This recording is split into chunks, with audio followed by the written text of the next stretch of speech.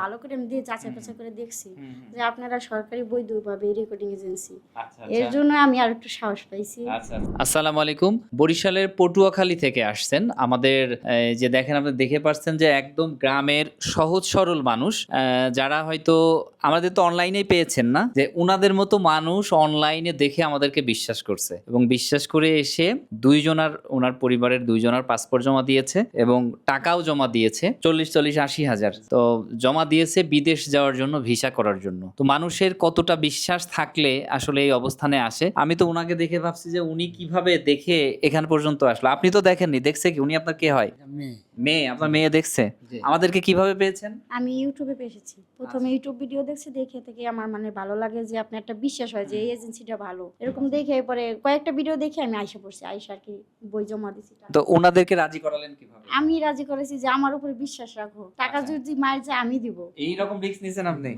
তো টাকা মার গেলে আপনি দিতেন কিভাবে? দিতাম, এটা তবু তো একটা মানুষের উপরে একটা বিশ্বাস তো বুঝতে পারলাম যে আসলে মানুষের কিভাবে বিশ্বাস করা যায়। আমার ভাই বাপেরা সবাই গরিব মানুষ, কেউ রিস্ক নিতে চায় না, ভয় পায় মানুষের।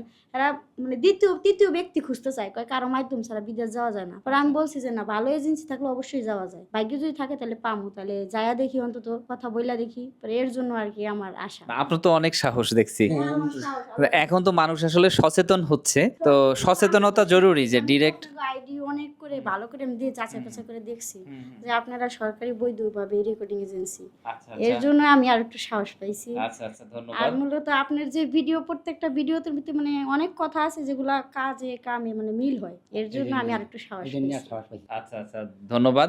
যে ওনারা যে সাহস নিয়ে আসছে, আস্থা নিয়ে আসছে, আমরা যেন এই আস্থা ধরে রাখতে পারি।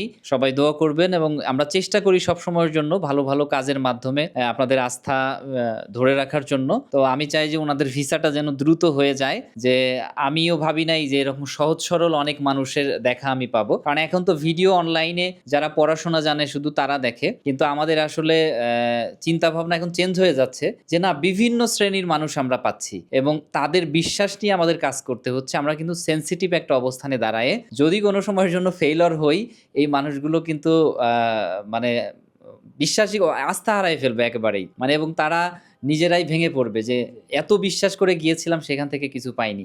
আশা করি এমনটা হবে না। ওনাদের বিশ্বাসের সঠিক মর্যাদা দেওয়ার জন্য ইনশাল্লাহ আমরা কাজ করব। আমাদের জন্য দোয়া করবেন মুরব্বী।